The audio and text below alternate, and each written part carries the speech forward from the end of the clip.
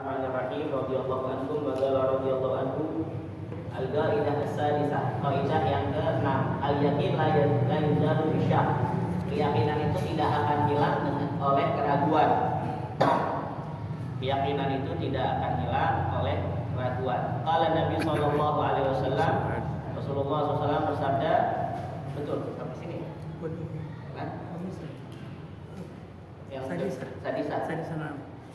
Qala Nabi sallallahu alaihi wasallam, Rasulullah SAW bersabda, "Idza syakka ahadukum," apabila di antara kalian ragu fi sholatihi, dalam salatnya, falam yadri as-shalat salasan am arba'an. Dia lupa nih. Ini salat rakaat ketiga apa rakaat keempat? Ketiga apa keempat? Ya, namanya orang kalau lagi sholat, setan tuh ketika selesai takbir Allahu Akbar, datang lagi tuh setan, ngasih tahu apaan aja setan tuh.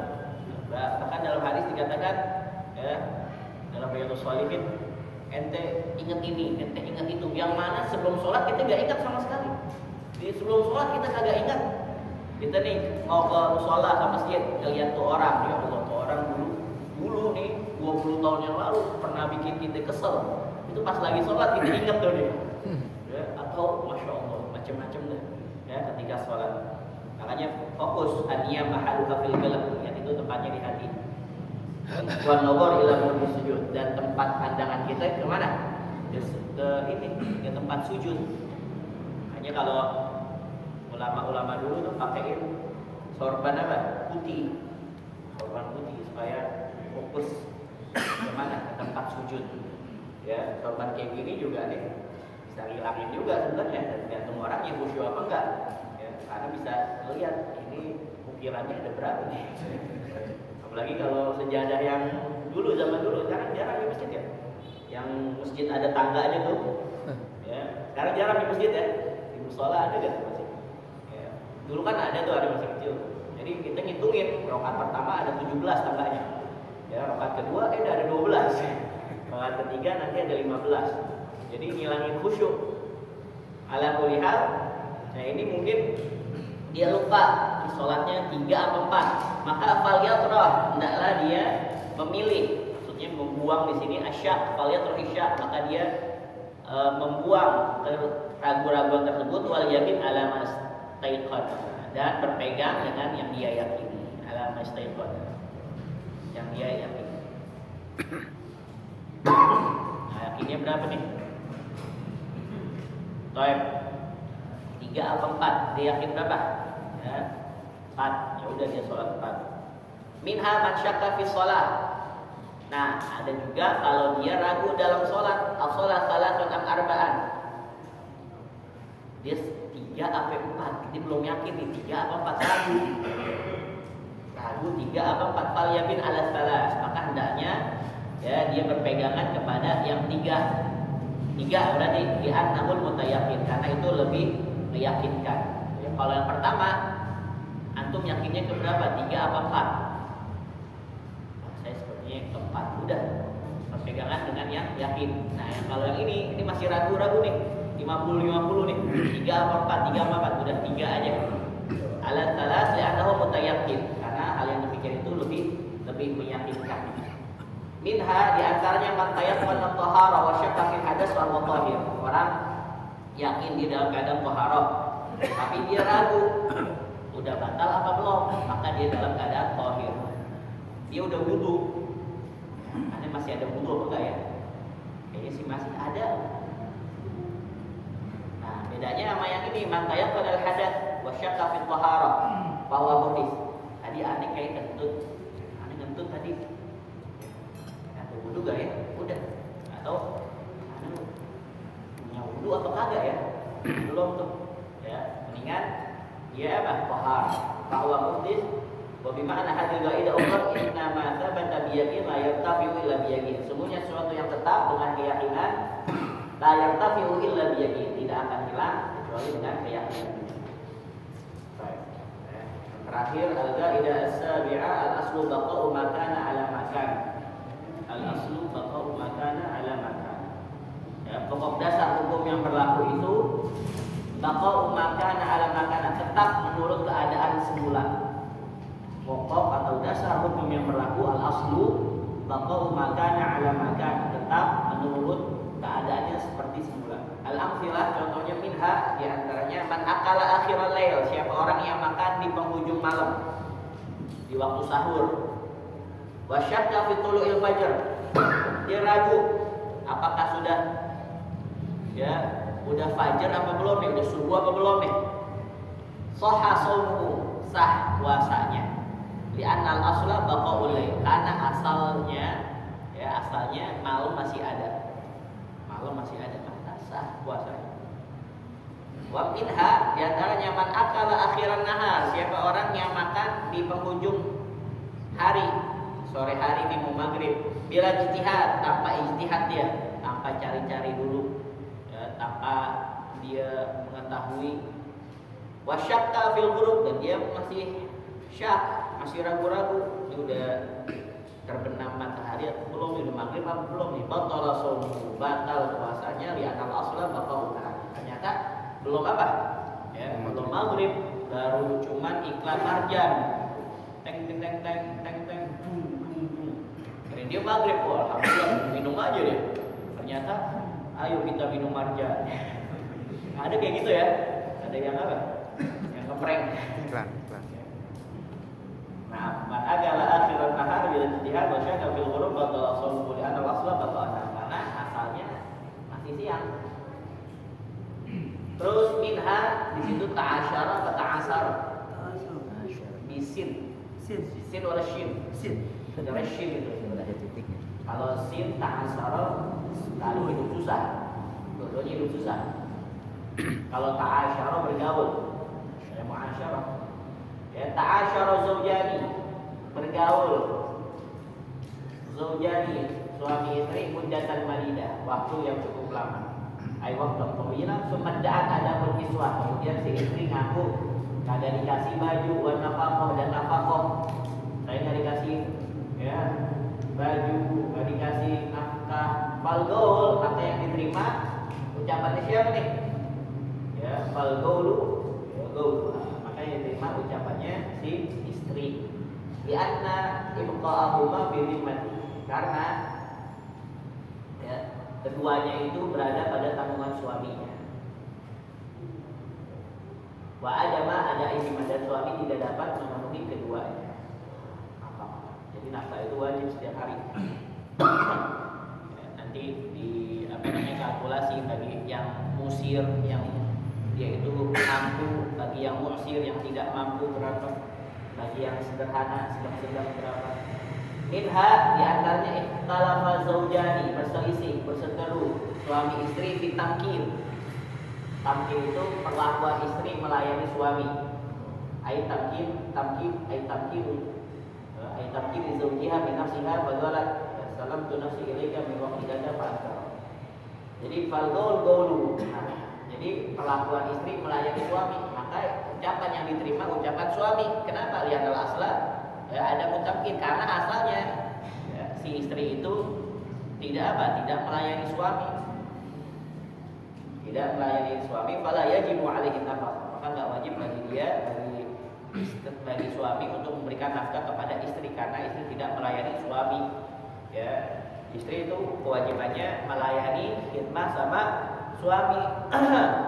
Nyapu agak wajib. Apel wajib gak? Agak. Gosok agak. Ngurus anak agak. Masak agak. Bikinin kopi agak. Gak wajib semua itu istri. Tapi kalau disuruh sama suami jadi wajib.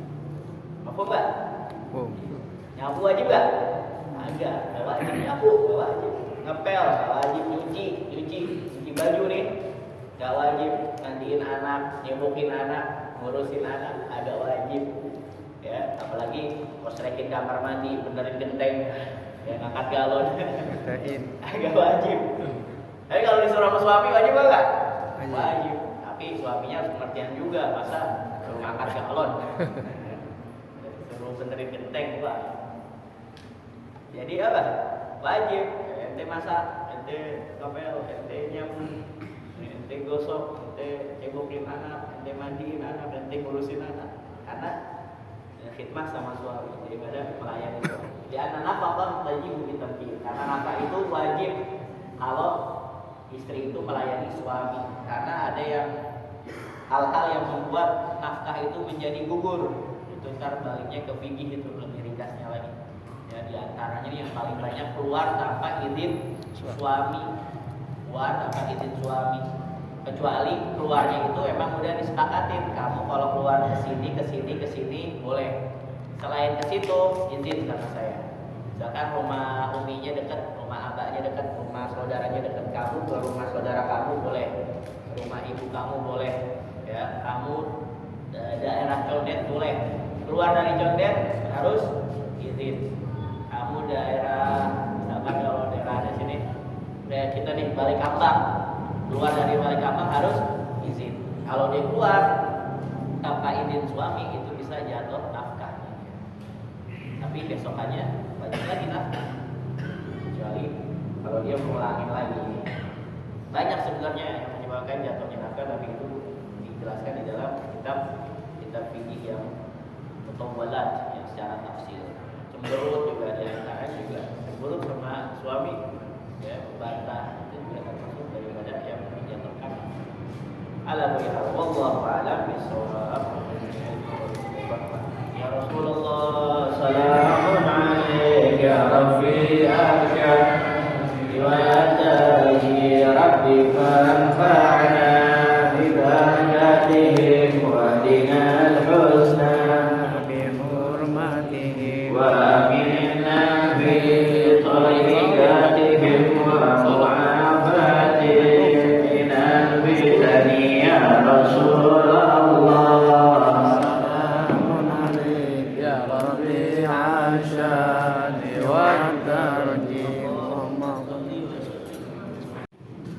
Pakai ada udah belum? Man akala akhir al-laili wa syaka fi tulul fajr sahha shawmuhu li'anna al-asla baqa'ul lail. Udah belum? Wastamina. Oh, al-aslu bara'atu dhimmah. Nah, baca sedikit ya. Ada 3 doang di situ misalnya. Al-qaidah ats-tsamina al-aslu bara'atu dhimmah. Ya. Asalnya manusia itu bebas dari tanggung jawab. Asalnya manusia bebas dari tanggung jawab atau tanggungan. Amsilah contohnya apa? Minha tawajjahat yamin 'alil mudda'a 'alaih manakala. Diminta untuk melakukan sumpah kepada terdakwa. Ya, terdakwa ini diminta sumpah. Misalkan ada perkara sesuatu, kamu ini terdakwa, kamu diminta sumpah. Manakala dia nggak mau, ya, karena nggak ada bukti, nggak ada apa, langsung disuruh sumpah demi Allah. Ya, saya yang mengambil, demi Allah saya melakukan. Jadi nggak mau, ngapain saya? Yang sumpah. La yurdu alaih, maka tidak dihukum atas ketidakmauannya dia. Bimujarrad qaulihi, ya karena ucapannya dia kagak mau untuk bersumpah. Li'anna al-asla bara'atu dhimmati, karena asalnya ya bebas tanggung jawabnya dia. Bal ta'arrada, akan tetapi itu diserahkan lagi kepada mudda'i. Ada orang mudda'i sama mudda'alih. Ini di dalam kitab NDA nanti kalau fikih di paling ujung ini. Si Z sama si Amr. Si Z ini merasa HP-nya diambil sama si Amr. Nah, si Amr ya, disuruh sama Qadhi, wahai Amr, kamu sumpah dosanya kamu yang ngambil HP-nya si Z. Saya nggak mau. Kenapa kagak mau? Ya asalnya emang saya bara'atu dhimmah, nggak ada tanggungan, bebas tanggungan. Orang saya kagak ngambil, kenapa kalau saya sumpah? Nah, sekarang ya Qadhi gimana? Dihukum apa enggak? Karena dia kagak mau apa? Kagak mau sumpah? Agak. Tapi dibalikin kepada si Amr. Si Amr, si siapa? Si Z. Ya, yang ngaku HP-nya diambil. Wahai Z, sekarang kamu sumpah, berani gak? Bahwasanya yang mencuri adalah si Amr. Kalau dia nggak berani sumpah, berarti udah selesai. Tapi kalau dia berani sumpah, saya demi Allah, wallahi tallahi billahi, ya, saya demi Allah, saya memastikan bahwa saya si Amr yang ambil apa? HP saya. Yang ambil HP saya. Nah, kalau dia sumpahnya palsu, kan kalau orang pakai nama Allah, sumpah palsu, saksi palsu, dia kan nanti di akhirat masuk neraka bighairi hisab. Masuk neraka tanpa hisab lagi. Ada orang masuk surga tanpa hisab, ada orang-orang masuk neraka tanpa hisab. Siapa mereka yang berbohong dengan nama Allah Subhanahu wa taala? Ya. Wala taj'alullaha ghurratan li'imani. Jadi wallahi billahi, kan orang jadi yakin kalau ngomong kayak gitu. Alhamdulillah. Jadi itu dia tidak ya, tidak dihukum atas ketidakmauannya dia untuk bersumpah. Minha law qala malaktukahu ala an tarudda badalahu. Aku berikan kepadamu ya agar kamu mengembalikan badalnya, penggantinya. Fa ankaral akhir. Nah, orang yang ngambil mengingkari ya zikrul badal, disebutkan penggantinya. Nih saya berikan kepada kamu, tapi kamu harus kembalikannya seperti itu.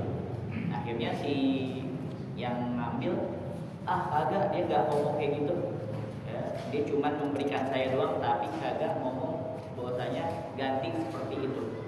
Fal qaulu qaulul akhir, maka yang dipegang adalah ucapannya orang yang menerima al-akhir. Lihat al-asla bara'atu diman, karena asalnya ya, dia bebas tanggungan. Ayo.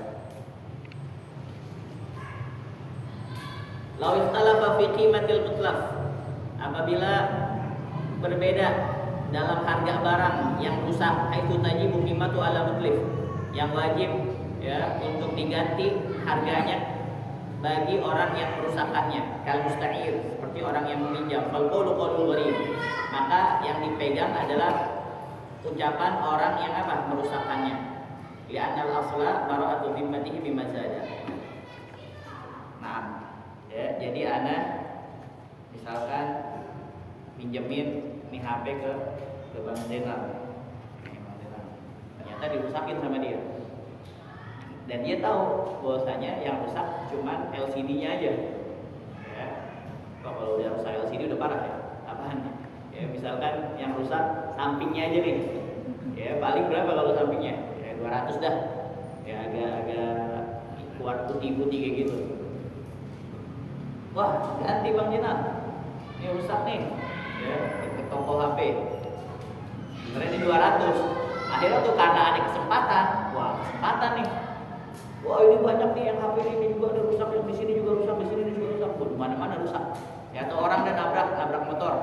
Ya, orang nabrak motor. Orang nabrak mobil, nabrak motor. Akhirnya tuh motornya keluar. Dia nabrak motorannya nih. Kerusakannya mana? Kita tahu bahwa yang kita tabrak belakangnya ini doang. Ya, bumper belakangnya tuh kita tabrak. Akhirnya dia wah, ada kesempatan nih. Ya, apalagi dilihat yang keluar orangnya tajir nih. Ini juga kena, ini juga olinya juga belum ganti. Banyak. Ini bensin juga nih, tadinya bensinnya penuh nih gara-gara ditabrak jadi apa? Dikosong. Ini juga setnya nih, wah. Semuanya. Akhirnya dia bilang agak. Ana cuma nabrak bumpernya doang, belakangnya doang. Kenapa sampai bensinnya juga? Ya, olinya juga. Ya, semuanya juga yang depan tuh sennya juga semuanya. Kok nggak bisa gini-gini? Yang dipegang ucapannya siapa? Ya, gharib, orang yang nabrak. Karena yang dia tahu yang itu, yang lainnya dia agak tahu. Ya, bisa-bisaan itu orang aja kesempatan. Bahagia. Wallahu a'lam bishawab. Ya Rasulullah.